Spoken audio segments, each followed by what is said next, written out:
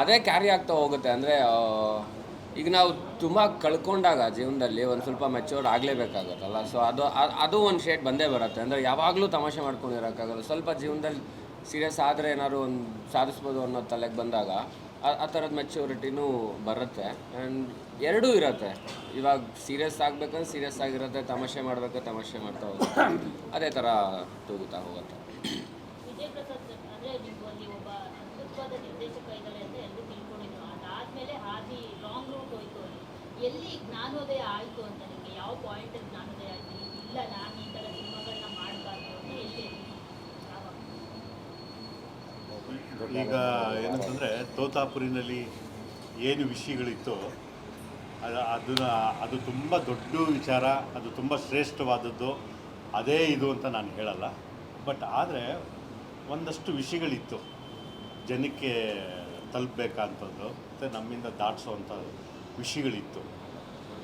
ಅದು ಆಗಲಿಲ್ಲ. ಅದು ತುಂಬ ನೋವಾಯಿತು ಕೂಡ. ಅದು ಯಾಕೆ ಆಗಲಿಲ್ಲ ಅಂತ ಕೂತು ನಾನು ಯೋಚನೆ ಮಾಡಿದೆ.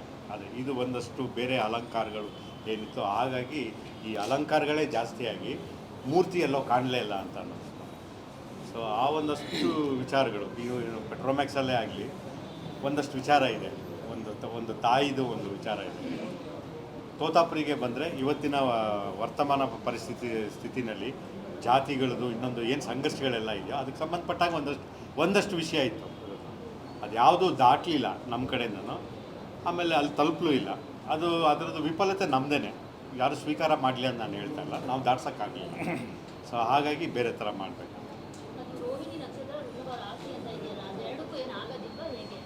ಯಾವುದು ರೋಹಿಣಿ ನಕ್ಷತ್ರ ವೃಷಭರಾಶಿ ಆ್ಯಕ್ಚುಲಿ ಎರಡೂ ಸಿದ್ಲಿಂಗುದಲ್ಲ, ಒಂದು ತಂದೆದು ಒಂದು ತಾಯಿದು. ಅದು ಮೊದಲನೇ ಸಿನಿಮಾ ಭಾಗದಲ್ಲೇ ತೋರಿಸ್ಬಿಟ್ಟಿದ್ದು. ಅವೆರಡನ್ನೂ ತೆಗೆದು ನಾನು ಇಟ್ಕೊಂಡಿದ್ದೀನಿ ಅಂತ ತಮಾಷೆ ಮಾಡ್ತಾರೆ. ಮತ್ತೊಮ್ಮೆ ಕ್ಷಮೆ ಇರಲಿ, ನಿಮಗೆ ಕಾಯಿಸಿದ್ವಿ ಪ್ರಾರಂಭದಲ್ಲಿ, ಇನ್ಮೇಲೆ ಹಿಂಗೆ ಆಗೋದಿಲ್ಲ. ಜೈ ಸಿದ್ಲಿಂಗು.